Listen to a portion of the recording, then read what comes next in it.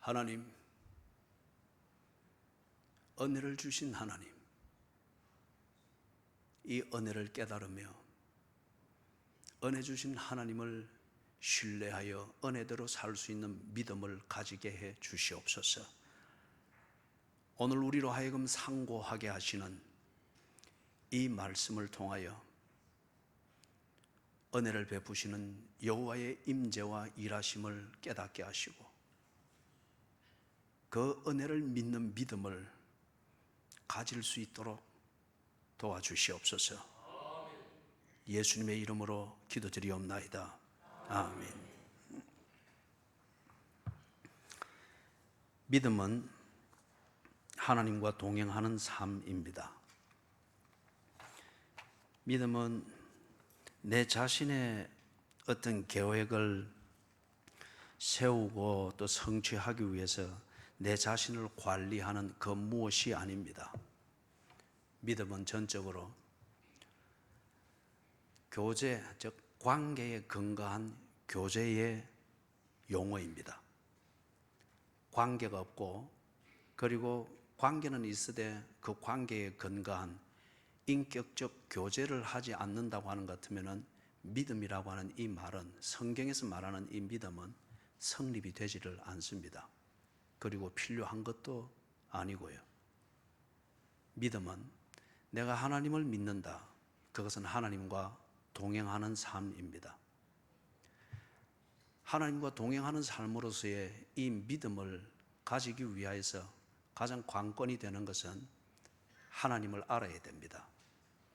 하나님을 아는 것은 인격적 경험을 통하여 알 수도 있고 그리고 간접적으로 가르침을 통하여 알 수도 있습니다.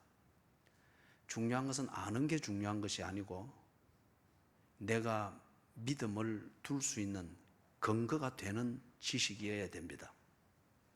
많이 알지만은 그게 내 믿음의 근거가 되지 못한다고 하면은 많이 아는 것과 내 삶은 전혀 관계가 없는 겁니다.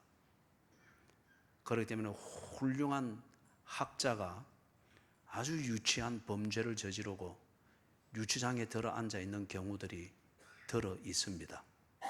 많이 알지만은 아는 그것이 나의 일상의 삶, 이것을 살도록 만드는 신념의 근거가 되는 믿음하고는 상관이 없기 때문에 그렇습니다. 하나님과 동행하는 삶이 되려고 하면은 하나님을 알아야 됩니다.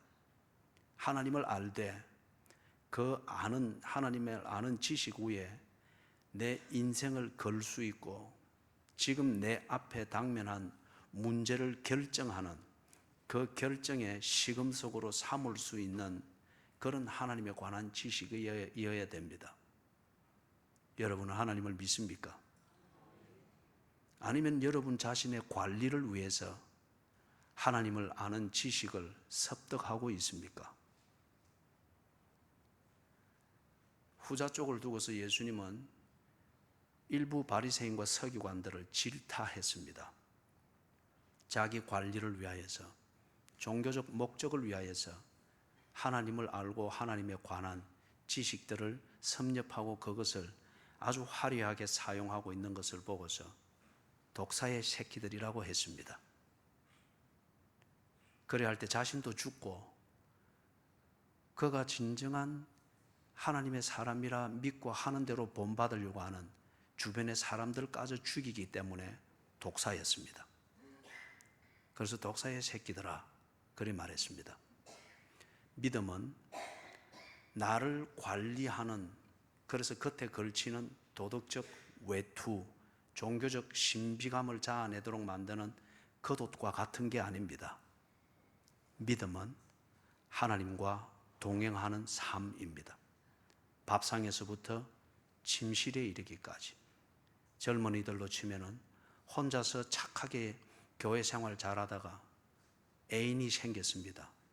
그런다고 후딱 애인에게 마음이 홀딱 뺏겨서 장연하게 모텔을 들락날락하면서 그것을 엔조이하게 된다고 하는 것. 그럴 때에 그 믿음이 뭐냐 이거예요.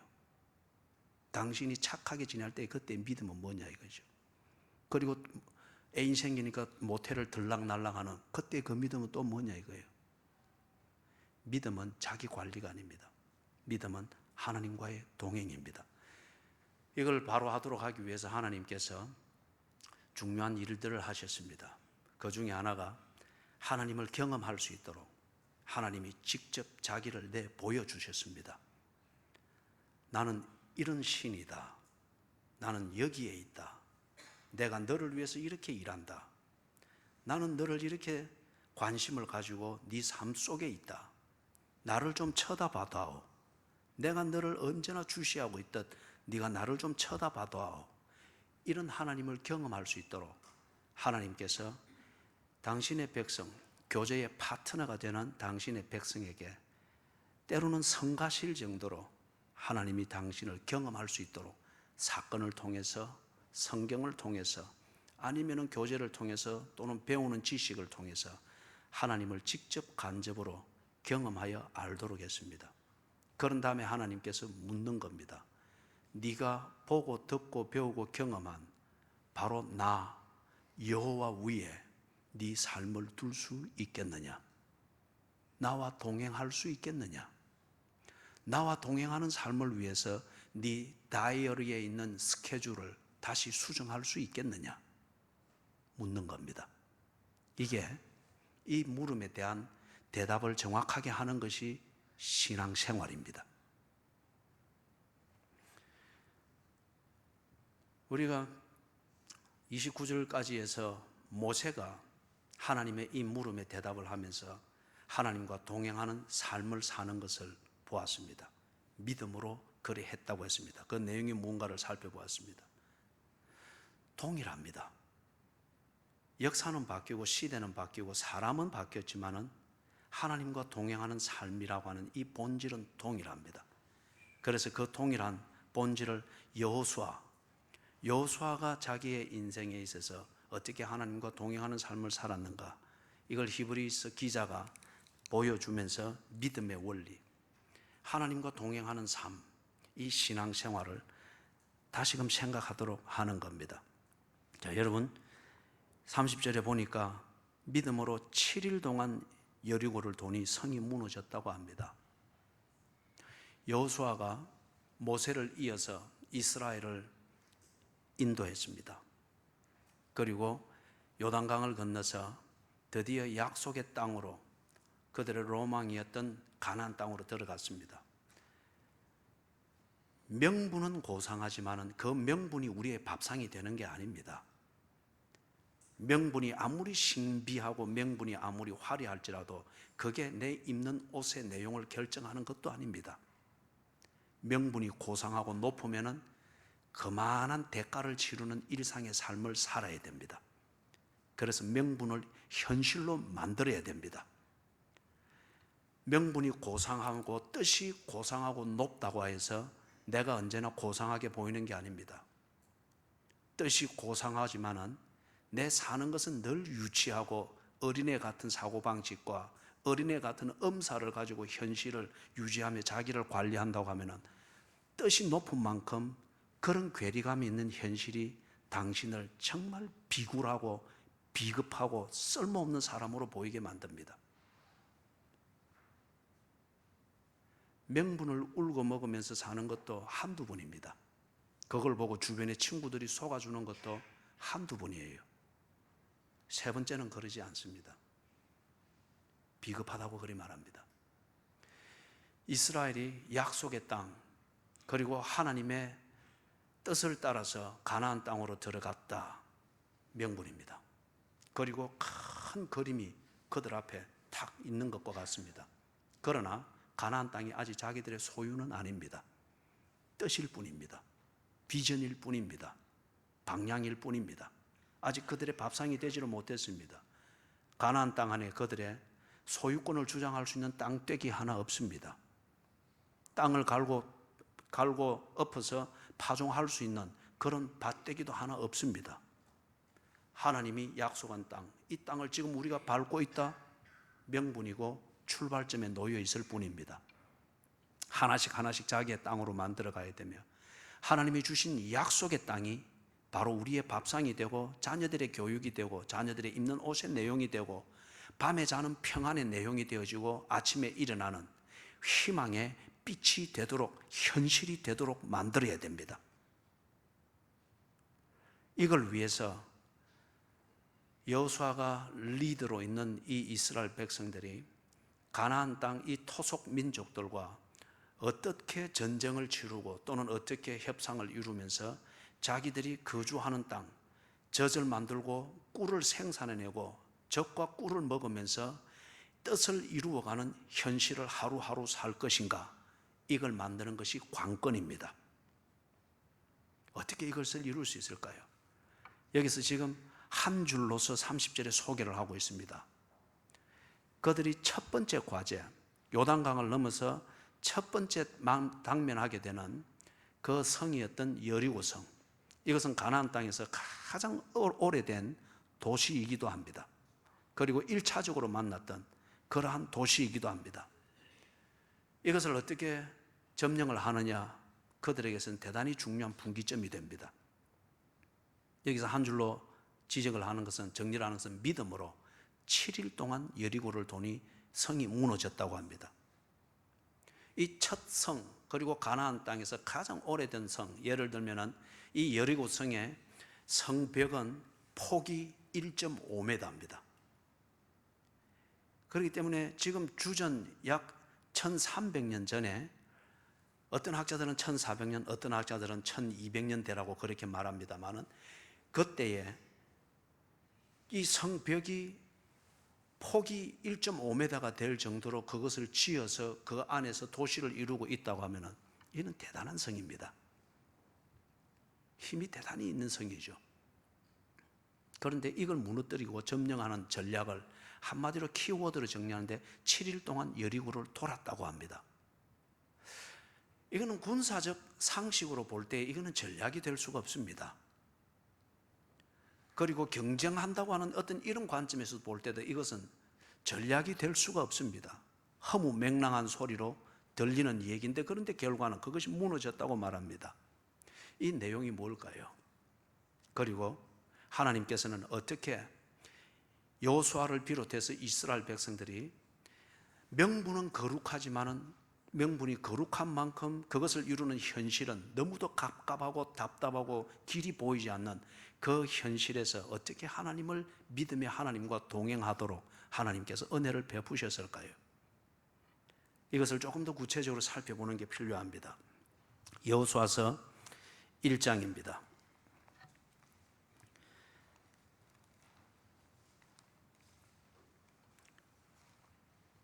여호수아서 1장을 보면은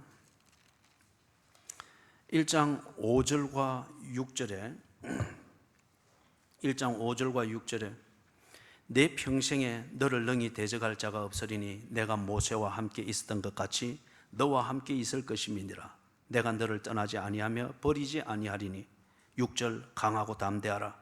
너는 내가 그들의 조상에게 맹세하여 그들에게 주리라 한 땅을 이 백성에게 차지하게 하리라. 하나님께서 1차적으로 지금 여호수아의 리더십 하에서 히브리 민족들이 약속의 땅으로 들어가기 직전에 있습니다. 세대가 바뀌었습니다. 리더십이 바뀌었습니다. 어쩌면 히브리 민족들이 40년의 광야 생활을, 잦은 문제는 있었습니다만 큰 흐름에 있어서 한결같이 약속을 믿고 약속의 땅으로 그렇게 꾸준히 광야를 거쳐올 수 있었던 것은 지도자 모세에 대한 신뢰였습니다. 그런데 지금 모세가 눈앞에서 사라졌습니다. 명분은 크지만은, 그러나 그 명분이 현실이 될 것으로 믿을 수 있는 근거가 되는, 눈에 보이는 근거였던 모세라는 지도자가 없어졌습니다. 이 히브리 민족들이 바로 약속이 성취되는 것을 목전에 두고 흔들릴 수 있는 위기에 직면했습니다. 하나님께서 이 백성들을 위해서 일하고 이 백성들이 하나님과 동행하는 이 삶을 돕기 위해서 은혜를 베푼다고 하면 그 은혜에 지금 그 은혜에 현실적으로 필요한 내용은 뭐냐? 여호수아의 리더십을 세우는 겁니다.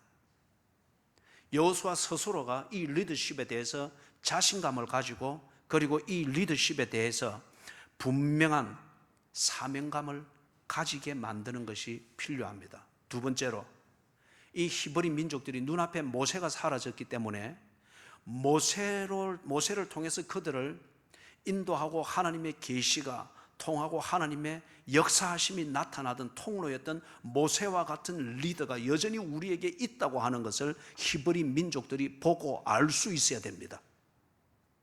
그래서 하나님께서 1차적으로 이 두 가지 작업을 하십니다. 나의 백성 히브리 민족들아, 너희들을 인도해가는 나의 충실한 심부름꾼 모세의 역할은 끝나지 아니하였느니라. 사람이 바뀌었을 뿐 나와 너 사이에서 충실한 심부름을 하는 이 리더십은 변함이 없느니라. 그래서 지금 1장 5절과 6절에서 먼저 여호수아에게 사명감을 분명히 새겨줍니다. 하나님이 세우신 리더이다. 네가 네 스승, 네 지도자, 네 멘토 모세를 의존하고 모세를 섬겼던 것을 내가 안다. 그래서 네 멘토 모세가 없기 때문에 너는 단지 하나의 영원한 멘티로서, 네 멘토가 없으니까 너도 허우적거리는, 그렇지 않다. 네가 바로 존경하고 신뢰하던 모세를 이어 그 역할을 할 것이니라. 이걸 지금 1장 5절과 6절에서 하나님이 말씀으로 가르쳐 주십니다. 사건으로서가 아니라 말씀으로서 가르쳐 주고 있습니다. 그리고 9절에 보니까 내가 네게 명령한 것이 아니냐, 강하고 담대하라, 두려워하지 말며 놀라지 말라, 네가 어디로 가든지 네 하나님 여호와가 너와 함께 하느니라. 눈에 보이는 멘토였던 모세가 없어졌기 때문에 모세를 충실히 따라서나 멘티에 지나지 않았던 여호수아가 황당합니다. 어떻게 해야 될지를 모릅니다. 그런데 모세를 붙들고 모세를 모세되게 했던 여호와가 직접 여호수아에게 나타나서 내가 이 모세를 붙들었던 것처럼 너를 붙들 것이니라. 멘토 모세가 없다고 하여서 허너적거리지 말고 멘토가 없어진 것에 대해서 슬퍼하면서 감정적으로 분위기 조작하는 상주가 되지 말고 너는 리더이니라. 네가 이 일을 이어가야 하느니라. 할 수 있느니라. 모세를 붙들었던 내가 너를 붙들 것이니라. 네가 지금 해야 될 것은 초상집 분위기를 내는, 그래서 없어진 모세를 존경하는 듯한 네가 얼마나 사랑했는가를 보여주면서 백성들로부터 동정심을 끌어내는 그런 식의 공감대를 만드는 것이 상주가 되는 것이 아니라 이 과업을 이어가야 될 리더이니라. 그러니 슬퍼하지 말아라. 강하고 담대하라. 사명 앞에서 강하고 담대하라. 내가 너를 붙들 것이니라. 여호수아가 리더이며, 그리고 여호수아가 여전히 이 과업을 이어가야 될 사명자인 것을 하나님께서 말씀으로 가르쳐 주십니다. 이 말씀이 지나칩니까? 하나님의 말씀이 너무 과합니까? 이 분위기에서 여호수아에게 이렇게 말씀하는 게 너무 강합니까? 강하든 과하든 지나치든 때에 맞지 않든 중요한 것은 진리를 듣는 것이 지혜이며 해답입니다.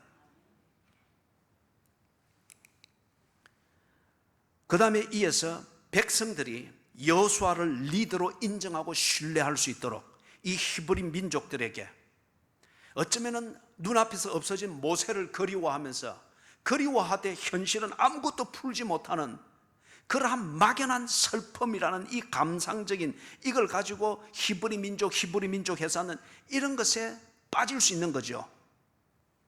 그래서 하나님께서 이 백성들에게 나타나셔서 말씀하십니다. 3장 7절에 여호와께서 여호수아에게 이르시되 내가 오늘부터 시작하여 너를 온 이스라엘의 목전에서 크게 하여 내가 모세와 함께 있었던 것 같이 너와 함께 있는 것을 그들이 알게 하리라. 여호수아가 리더인 것을 백성들 앞에서 나타내고 확정하고 그들이 너를 신뢰하도록 하겠다고 하는 것을 사건을 통하여서 그들이 보게 하겠다는 겁니다. 사건을 통하여서. 어떤 면에서 여호수아는 하나님의 말씀을 들어서 하나님의 마음을 헤아리면서 그 깊이를 헤아릴 수 있는 깊은 교제가 되는 사람입니다만은, 그러나 일반적으로 이 백성들은 말씀을 조곤조곤 들을 수 있는 사람들이 아직 못 됩니다.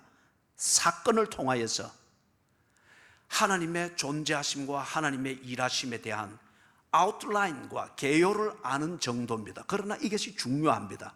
그래서 그들에게 사건을 통하여서 여호수아, 네가 모세를 이은 그러한 리더인 것을 알게 하겠다. 4장 14절입니다.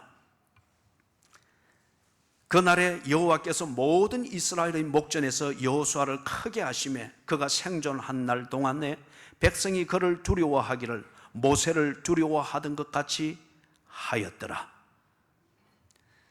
사랑하는 여러분, 이 백성들이 보는 앞에서 바로 물이 범람하고 있던 요단강을 갈라지게 하고 여호수아가 리더십을 발휘하는 대로, 지시하는 대로 이 백성들이 움직였을 때에 요단강이 갈라지고, 그리고 갈라진 요단강 사이로 이들이 건너서 약속의 땅 가나안 땅에 발을 디뎠습니다.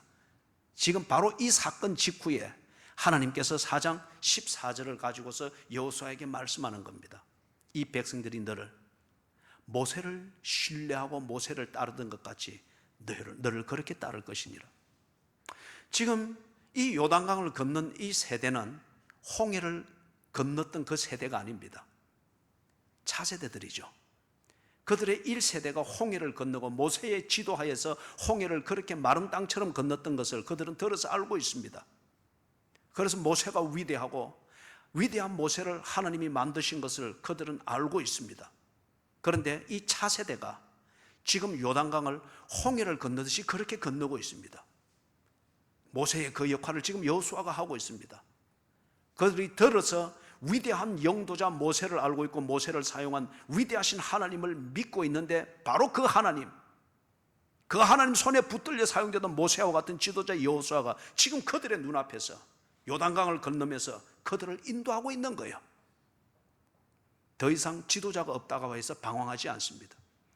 더 이상 내가 믿을 수 있는 근거가 없다고 해서 꿍꿍대고 엄살 부리고 감상주의로 빠지지 않습니다. 하나님은 여전히 계시며 하나님의 일하심은 여전히 움직이고 있으며 하나님은 사용할 자를 여전히 사용하고 계시는 것을 눈으로 보았고 발로 밟았고 온몸으로 경험을 했습니다.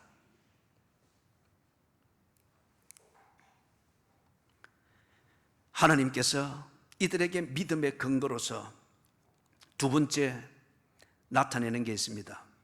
이스라엘로 하여금 하나님을 믿게 하십니다. 바로 앞에서는 이 이스라엘로 하여금 여호수아를 믿게 했습니다. 그 다음에 나아가서 이스라엘로 하여금 하나님 당신을 믿게 하십니다. 4장 24절입니다. 이는 땅의 모든 백성에게 여호와의 손이 강하신 것을 알게 하며 너희가 너희의 하나님 여호와를 항상 경외하게 하려 하심이라. 하나님께서 사건을 일으키실 것이라고 합니다. 사건을 일으키시는 이유는 이스라엘로 하여금 약속의 땅에서 여전히 하나님을 신뢰하면서 약속의 성취의 길로 감에 있어서 허우적거리지 않도록 하기 위해서라고 합니다. 그래서 사건을 일으키실 것인데, 이스라엘로 하여금 하나님을 믿도록 하기 위하여서, 하나님과 동행하는 삶을 온전히 살도록 하기 위하여서 믿음의 근거를 하나님이 마련할 것인데, 그 사건들 중에서 첫 번째 사건이 뭐냐? 여리고성 함락이라는 거예요. 그렇다고 하면 여리고성 함락은 이들의 머리에서 나오고 손의 재주에서 나오고 맨파워에서 나오는 어떤 그런 전략으로 되는 것이 아니라 하나님의 임재와 하나님의 영광과 하나님이 그들을 위해서 일하는 것을 인정할 수밖에 없는 방법으로 여리고성이 함락될 것이 분명합니다. 세 번째, 하나님께서 이 믿음의 근거를 만드는데 하나님이 약속을 성취하실 거라고 합니다. 다시 말해서 약속의 땅에서 이스라엘이 만들어지고 이스라엘이 정착해 나가는 과정에서 전쟁이 필수적입니다. 이때에 전쟁의 사령관은 여호와가 친히 할 것이라고 합니다. 이게 하나님이 약속을 성취하시겠다는 그건 내용입니다. 3장 9절 10절입니다. 3장 9절 10절에서 여호수아가 이스라엘 자손에게 이르되 이리 와서 너희의 하나님 여호와의 말씀을 들으라 하고 또 말하되 살아계신 하나님이 너희 가운데에 계시사 가나안 족속과 헷 족속과 히위 족속과 버리스 족속과 기르가스 족속과 아모리 족속과 여부스 족속을 너희 앞에서 반드시 쫓아내실 줄을 이것으로 너희가 알리라. 하나님께서 하나하나 사건을 일으켜가는 가운데에서 하나님이 우리의 사령관이시며 하나님이 약속의 성취를 위하여서 열심을 품고 일하는 것을 너희들이 알게 될 것이라는 겁니다. 그런 것 같으면 여러분, 하나님이 사령관으로서 그 일들을 이루길 때에 그게 전쟁의 자리이든 그게 농사를 짓는 자리이든 아니면 집 안에서 가족이 오손도손 모여 한때를 즐기는 자리이든 하나님을 잊을 수가 있겠습니까? 5장 13절, 14절, 15절입니다. 5장 13절 여호수아가 여리고에 가까이 이르렀을 때에 눈을 들어본 적 한 사람이 칼을 빼어 손에 들고 마주 서 있는지라 여호수아가 나아가서 그에게 묻되 너는 우리를 위하느냐 우리의 적들을 위하느냐 하니 14절 그가 이르되 아니라 나는 여호와의 군대 대장으로 지금 왔느니라 하는지라 여호수아가 얼굴을 땅에 대고 엎드려 절하고 그에게 이르되 내 주여 종에게 무슨 말씀을 하려 하시나이까 15절 여호와의 군대 대장이 여호수아에게 이르되 네 발에서 신을 벗으라 네가 선 곳은 거룩하니라 하니 여호수아가 그대로 행하니라. 하나님이 친히 약속을 성취하겠다는 겁니다. 그리고 약속을 성취하는 현장인 이 가나안 땅에서 하나님이 친히 사령관이 되어서 일하실 것이라고 합니다.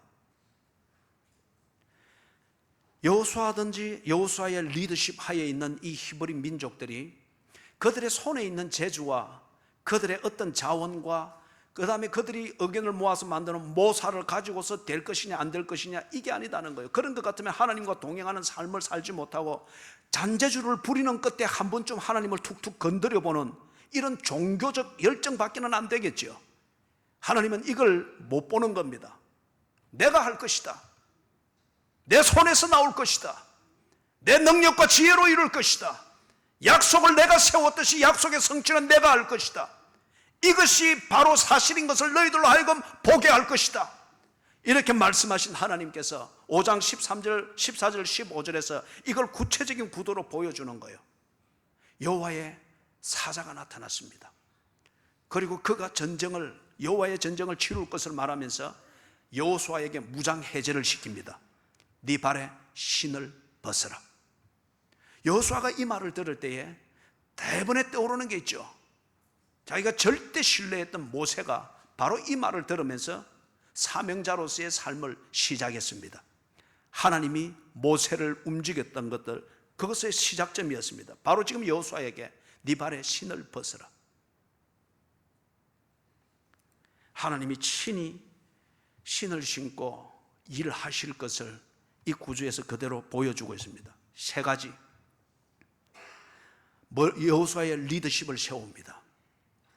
두 번째, 이스라엘로 하여금 하나님을 믿게 하셨습니다. 세 번째, 하나님께서 친히 사령관이 되어 약속을 성취하실 것을 말씀으로 가르쳐 주었고 사건을 통해서 보고 경험하게 했습니다. 그래서 하나님을 믿는 믿음의 근거를 분명하게 제시했습니다. 이래서 이 믿음 위에서 하나님과 동행할 것이냐 아니할 것이냐, 그것은 이제 이것을 보고 들은 이스라엘의 몫입니다. 6장 1절에서부터 5절에 여호수아의 신을 벗기면서 무장 해제를 시킨 하나님께서 친히 사령관이 되어서 전략을 세우고 첫 번째 성 여리고성을 함락하는 전략을 세우고 전쟁을 시작합니다. 그런데 거기 나오는 내용이 군사적인 용어로 볼 때는 이게 참 전쟁 전략이 될 수 있을까 싶은 허무맹랑한 소리로 여겨집니다. 평온할 때에 여유 부리는 종교적 신비감을 자아내는 이 얘기로는 참 좋은 소재일 것 같은데, 죽느냐 사느냐 경급 중에 달려있는 이 상황에서 이게 사는 길을 제시하는 전략이 되느냐, 전쟁을 이기게 하는 전략이 되느냐, 이걸 보기엔 너무 허무맹랑한 얘기로 들려집니다. 그런데 지금 이 절체절명의 위기에서, 일촉즉발의 전쟁의 위기에서 하나님은 지금 이것을 말하고 있습니다. 만약에 앞에서 하나님께서 믿음의 근거로서 새 영역에서 그렇게 말씀해주고 사건을 일으켜서 보게 해줬던 이것에 근거해서 하나님을 믿지 못한다고 하는 것 같으면 6장에서 이 내용을 그들은 결코 믿을 수 없을 것입니다. 평온하고 여유 있을 때는 그냥 이 신비로운 분위기에서 그 신비로운 분위기를 누리는 종교적 즐거움을 위하여서 함께 있을 수 있을지는 모르나 바쁘네요 하고 휘딱 가버릴 수 있고, 들어보니 재미없네요 하고 휘딱 가버릴 수 있고, 아니면 들어보니까 이게 너무 강하네요 하고 휘딱 가버릴 수가 있고, 얼마든지 그럴 수 있는 얘기입니다. 믿음이 없다고 하면 말이에요, 여호와께서 보여주셨던 여호와가 누구이시며 그분이 무엇을 하고자 하는가, 이것에 대해서 분명한 믿음이 없다고 하면은 6장 1절에서부터 5절의 이 내용은 허무맹랑한 얘기가 됩니다. 그런데 지금 하나님은 담담히 이것을 말씀하고 계십니다. 3절에 보니까 엿새 동안 여리고성을 매일 한 바퀴씩 6일 동안은 그렇게 하라고 합니다.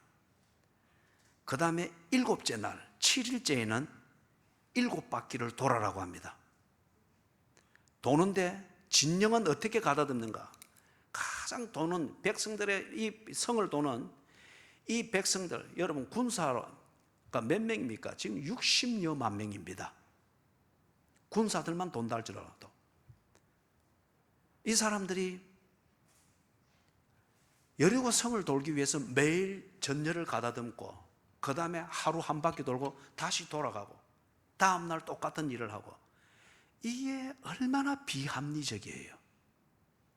정탐군 12명이 아니고 여기 보니까 모든 군사라고 합니다.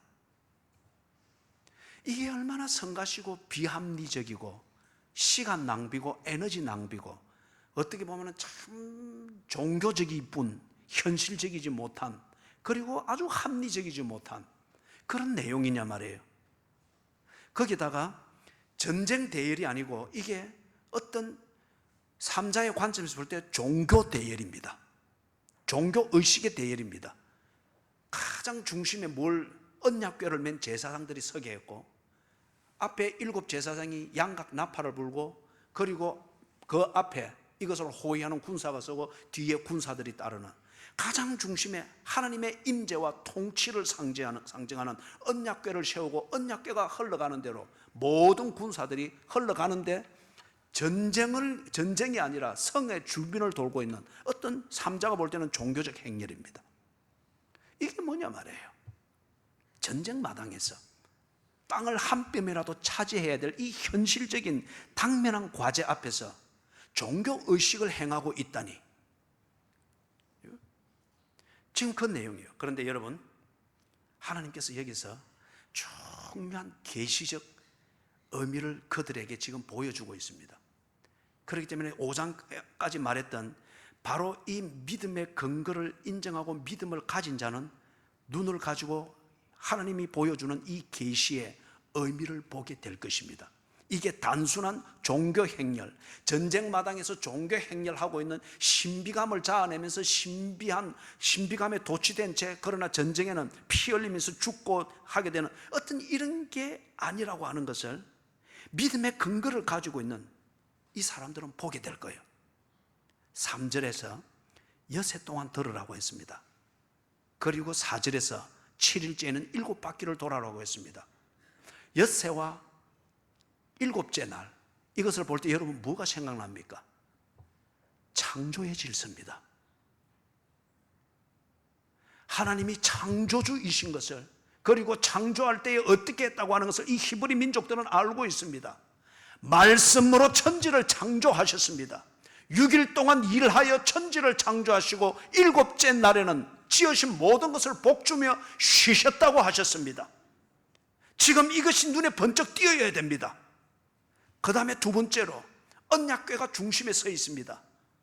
짧게는 이 사람들이 광야 생활 40년을 하면서 하나님의 임재와 임재하신 하나님이 그들을 통치하고 다스리며 그들과 동행하시고 그들에게 커뮤니케이션을 하시던 그 하나님, 그들이 경험했던 그 하나님의 영광, 그리고 하나님이 존재하시고 우리를 위해서 일하신다고 하는 이 믿음을 가졌던 가시적 근거가 뭐였느냐 말이요, 언약궤지 않습니까? 이 언약궤를 가운데 세우고 그 중심으로 진영을 가다듬고 도는 것, 전쟁의 대열은 아닐지 모르나 그러나 그들의 대열은 하나님의 통치하심을 받는다는 대열입니다. 하나님이 그 가운데 거하시면서 하나님이 통치하고 다스리시고 그 통치하시고 다스림을 받는데 합당한 대열로서 그들이 지금 말씀대로 움직이고 있는 거예요. 사랑하는 여러분, 지금 6장 1절에서부터 5절에 하나님이 첫 번째 성을 공략할 때에 이 전략을 그들에게 제시를 해주는 데에는 다른 무엇보다도 나 여호와가 창조주 하나님이니라, 바로 창조주 여호와가 너희들을 통치하고 다스리는 가운데 이 땅까지 인도하였느니라. 바로 창조주이시며 통치하시는 여호와가 이 땅에서도 너희들을 통치하고 다스릴 것이니라.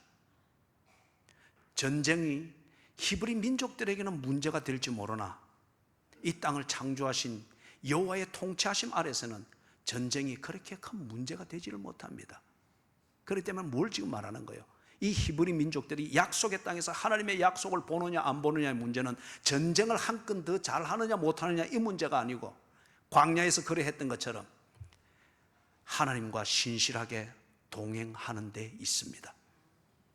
하나님의 통치를 받는, 여리고성 안이든 여리고성 밖이든 광야이든 약속의 땅이든 하나님의 통치를 받는 이 하나님과의 동행하는 삶이 아닐 것 같으면 it's nothing, 아무것도 아니라는 거예요.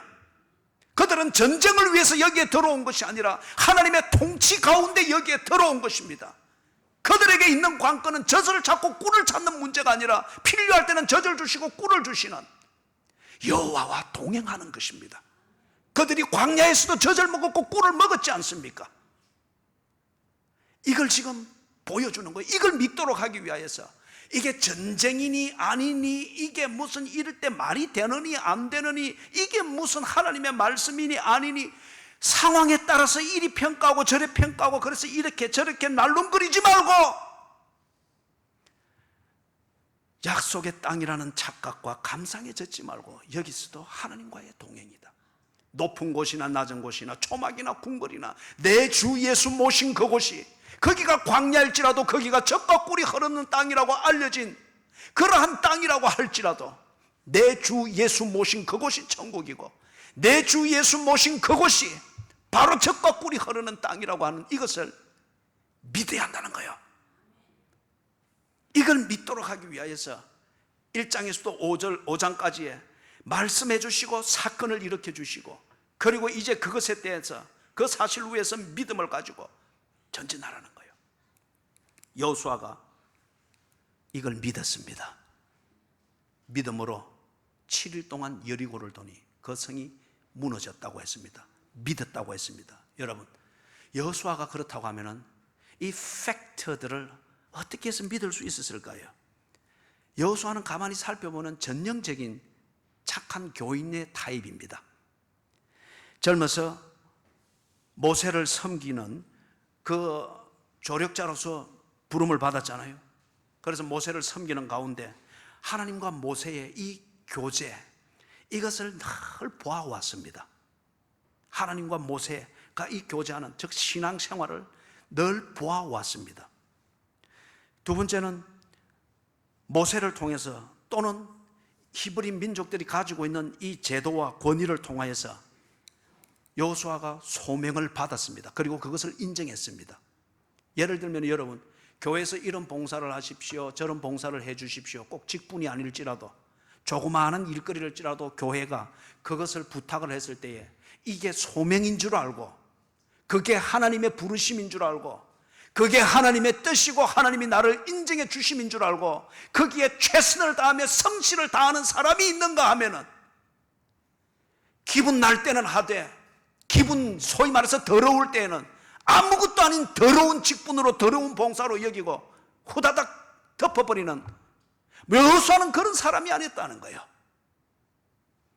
노예 집단이었지만은 이 히브리 민족들이 여호와의 이름으로 그리고 공동체의 목적을 위하여서 이렇게 봉사를 부탁할 때 그는 그것을 소명으로 받아들였습니다. 그리고 모세의 조력자로서 비서처럼 일하는 여기서부터 한 번도 돌아선 적이 없습니다.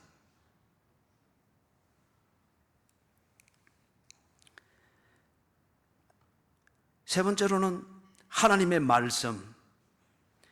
말씀대로 여호수아는 일상을 살았습니다. 그런데 여호수아가 하나님의 말씀을 듣는 통로가 누구였습니까? 모세였습니다. 그런데 모세가 때로는 여호수아에게 가타 부타 없이 일방적 명령을 내렸습니다. 거기에 대해서 여호수아가 왜 남의 의견은 존중하지 않습니까? 또는 가데스 바네아에서 12정탐꾼을 뽑아서 올릴 때 그때에도 왜 꼭 내게만 어려운 일을 시킵니까? 왜 모세 내게만 이렇게 강합니까? 그렇게 토를 단 적이 없습니다. 그 광야에서 그렇게 토를 단 사람들이 얼마나 많았어요. 중간 리더들이 그래서 250명이 일시에 죽게 되는 사건도 그래서 난 거지 않습니까? 그죠? 얼마든지 그렇게 할 수 있습니다. 합리적으로 생각하면은. 그리고 공동체라는 민주적 제도에서만 생각하고 인권이라고 하는 어떤 이런 것으로만 생각하면은 강하니 무슨 뭐 따지느니 뭐 어떻게 하느니 어떻게 하느니 얼마든지 따질 수 있죠. 그러나 그게 본질은 아니지 않습니까? 여호수아는 이게 정리되어 있던 사람이었습니다. 그래서 하나님의 말씀, 모세가 하는 말, 그게 명령이든 일상적 대화든 그게 공동체를 위해서 뭔가 지시이고 그리고 주어진 사명이면은 죽을 줄도 모르고 그렇게 그 말씀대로 행했습니다. 소위 우리 지금 현대 상황에서 보는 것 같으면 여러분 교회 문화와 교회 전통과 교회 생활을 통하여서 잔뼈가 굵어진 말 그대로 참 착실하고 성실한 교인 타입에 해당이 되어집니다. 그런데 이게 긍정적으로 잘 쌓여졌어요. 대부분의 많은 교인들이 오랜 교회 생활을 통하여서 면역만 생기게 되죠. 그죠? 면역만 생기게 되죠. 속은 전혀 그렇지 아니하면서 신비한 분위기는 얼마든지 모양새로 자아내도록 만드는 게 대부분의 교인들의 외식입니다. 외식입니다. 그래서 간음할 기회가 생기면 아무 꺼리낌 없이 모텔로 휙딱 가버리고 사기칠 일이 있으면 아무 꺼리낌 없이 오히려 거기다가 더 화려한 범의 해를 놀리면서 하나님의 뜻이고 하나님이 이렇게 인도하시네, 노름에서 번 돈을 가지고 하나님이 나를 공급했다고 그렇게 합리화시키는 거예요. 그런데 여호수아는 오랜 시간을 모세와 더불어서 우리 표현을 말하면 교회 생활을 해왔으나 그러한 부정적으로 굳은 살이 베이는 것이 아니라 참 순수했습니다. 그렇기 때문에 여러분, 모태신앙은 기본적으로 특권입니다. 특권이에요. 이게 쌓여지고 다 배우면서 그리고 사건이 일어나는 기적들을 통하여서 순리대로 그것을 이해하고 깨닫는 것을 통해서 하나님에 대해서 정리가 되어져 있었습니다. 여기 지금 지가 리더가 되었을 때에 이 리더로서의 극명한 사명 앞에서 하나님께서 말씀하시고 그리고 사건을 보여줄 때에 일관되이 하나님을 믿었습니다. 그렇기 때문에 허무맹랑하게 들려지는 하나님의 이 전략이지만은 그는 허무맹랑하게 생각하지 아니했습니다. 지 입장과 상황에 대해서 가지고 있는 자신의 긴장감이나 해석을 가지고 하나님의 이 전략을 폄하하거나 재단하거나 판단하지 아니했습니다. 광야에서도 그래 하셨던 하나님, 모세를 통하여서 내게 때로는 자존심 상하는 그런 것이 있었으나 그대로 했을 때 언제나 하나님이 옳았던 바로 그 하나님이 지금도 이렇게 말씀하시는구나 들었습니다. 그리고 매일 60여만 명이 모여서 대회를 갖추고 그것도 전쟁 나가는 것도 아니고 그런 식으로 이렇게 또 종교의식을 행하듯이 이래 하는데 군소리 없이 했습니다. 모여라, 한 바퀴 돌고 돌아가십시오. 이게 나중에 백성들도 얼마나 짜증이 나겠어요. 한두 번은 공동체를 위해서라고 하는 흥분과 동기부여를 가지고 할 수 있지만은 두세 번 같은 얘기를 하면서 교회 나오십시오, 새벽 기도해야 됩니다, 예배 똑바로 드리십시오, 그때는 의미는 상관없이 지 감정으로 듣게 되는 거죠. 이 백성들이 얼마나 했겠어요. 그럼에도 불구하고 여호수아는 이것을 꾸준히 했습니다. 믿었기 때문입니다. 그 믿음의 근거는 그동안 쭉 지내왔던 하나님을 경험했던 그 신앙생활이었습니다. 여러분, 오늘은 우리 여호수아까지만 살피도록 하겠습니다. 말씀을 정리하겠습니다. 하나님께서 여호수아와 여호수아의 리더십 아래에 있는 이스라엘 백성들을 위하여서, 즉 하나님과 동행하는 삶, 이게 제도록 하기 위해서 하나님께서 하셔야 될 일은 믿음의 근거가 되는 분명한 사실들을 그들 앞에 보여주고 경험하게 하는 거였습니다. 그렇게 했을 때에 여호수아와 히브리 민족들은 하나님 중심이 되었습니다. 들었던 하나님의 말씀 중심이 되었습니다. 그리고 그들에게 하라고 한 약속 중심이 되었습니다. 그럴 때에 그들에게 있어서 불합리하게 보이는 말씀, 문제가 되지 아니했습니다. 날마다 모였다가 저녁 때문에 흩어지는 이 성가시고 비합리적으로 보이는 그 신앙생활, 이게 문제가 되지를 아니했습니다. 감수해야 되는 문제였고, 이게 주의 말씀을 순종하는 현장이라고 하는 도전으로 이해가 되어졌습니다. 여러분, 하나님 중심입니까? 성경 중심입니까? 교회 중심입니까? 여러분의 하나님 중심, 성경 중심, 교회 중심, 그것을 무엇으로 증명할 수 있습니까? 왜 어제 그렇게 거룩하던 사람들이 오늘 그렇게 감정적이 됩니까? 왜 지난 역사에서 계시의 통로가 되는 것처럼 보이던 사람들이 왜 오늘은 인간의 악을 품어내는 그러한 어둠의 자식의 통로가 됩니까? 당신이 말하는 하나님의 중심, 성경 중심, 교회 중심은 도대체 무엇을 의미하는 겁니까? 우리가 여유 있고 평온할 때에는 여호수아서 6장 1절에서부터 5절에 나오는 이 얘기들은 신비한 얘기고 분위기 잡는데 아주 좋은 얘기입니다. 내용 없는 나눔 그룹 시간에 말이에요. 분위기 잡는 얘기, 무슨 아무 내용도 없는 그런 헛개비 같은 간정, 무슨 신비한 어떤 얘기들. 여유 있을 때는 그걸 두고 소위 말해서 은혜 받는다고 합니다. 그때 말하는 은혜는 당신의 감정이고 분위기일 뿐입니다.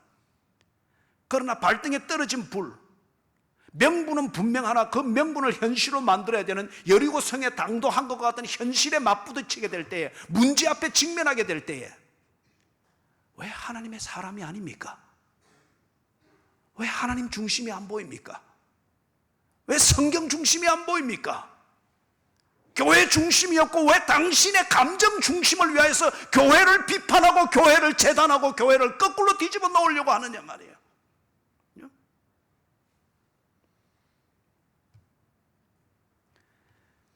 여러분, 예수를 믿는 것은 인간성의 문제를 고치는 이게 첫 번째가 아닙니다.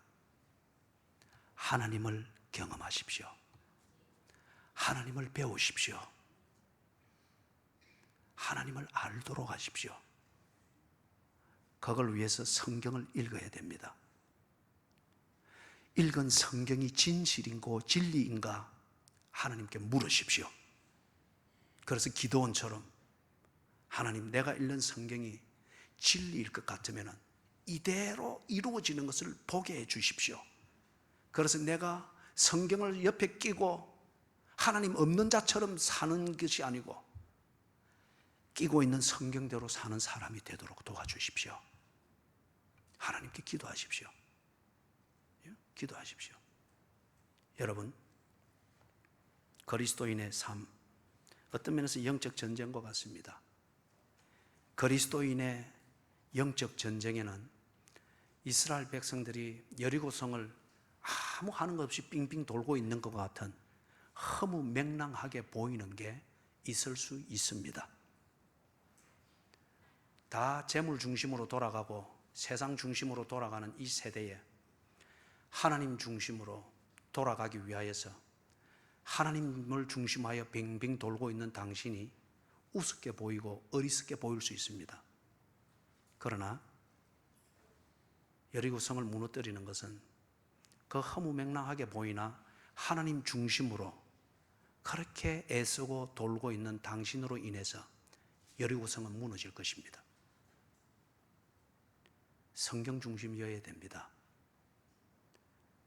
언제나 감정 따라가면서 성경을 이리 맞추고 저리 맞추고 그래 될 때에 여러분 한 뼘의 땅도 차지하지 못할 겁니다. 우리가 라합을 할 때 보게 될 겁니다. 성경대로 하십시오. 하나님께 들은 말씀대로 하십시오. 이게 뭐 친언이 많으니 여러분 그런 소리 좀 그만하시고 다시금 분명히 이야기합니다.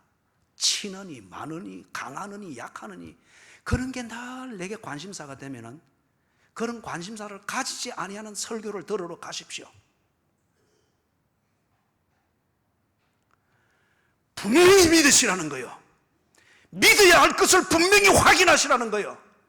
믿느냐 안 믿느냐 이것이 중요한 문제지 내 감정에 합족하느냐 하지 않느냐 이 유치한 이야기가 지금 중요한 게 아니라는 거예요. 여리고성을 무너뜨리느냐 못 무너뜨리느냐 약속의 땅에서 현실을 만들어내냐 못 만들느냐 이게 지금 관건입니다. 거기서 분위기 잡느냐 안 받느냐 이게 문제가 아니에요. 약속의 땅에 들어간 것은 소풍 간 게 아니에요. 영화 구경 간 게 아니에요. 현실입니다. 현실. 하나님을 보고 하나님을 만나고 하나님이 약속하신 바로 그 삶이 내 밥상에서부터 침실이 되어지는 이 현실을 만드는 그 처참한 어떤 면에서 처참한 전쟁을 위하여서 여호와께서 전쟁을 치르는 그 자리인 예배 자리에 앉아 있는 거예요. 당신이 예배드리는 이 시간은 전쟁입니다. 여러분에게 주신 그 약속을 성취하기 위하여서 그것에 저항하는 여러분의 삶의 세력과 싸우는 여호와의 전쟁을 치르고 있는 자리예요. 그런데 거기에 무슨 군소리들이 그리 많으냐 이거죠. 전쟁하는 자가 전쟁에 집중해야 됩니다. 여러분, 믿음은 하나님과 동행하는 삶입니다. 이것은 감정을 만들고 기분을 조작하는 것으로 되는 게 아니고 하나님을 경험하여 알고 있는 그 사실 위에 내가 전적으로 의지하느냐 의지하지 않느냐 그 문제입니다. 하나님과 동행할 때에 하나님이 초막에 있어도 그는 초막에서 하나님의 삶을 살 겁니다. 하나님과 동행하게 될 때 하나님이 사망의 엄침한 골짜기를 지나가면 여러분이 사망의 엄침한 골짜기도 길로서 지나갈 수가 있습니다. 하나님이 여러분과 동행할 때에 그리고 여러분이 하나님과 동행할 때에 병들어 있는 그 자리에서도 약속을 성취하시는 하나님과 동행할 수 있기 때문에 여러분의 인생은 병자로 끝나는 게 아닙니다.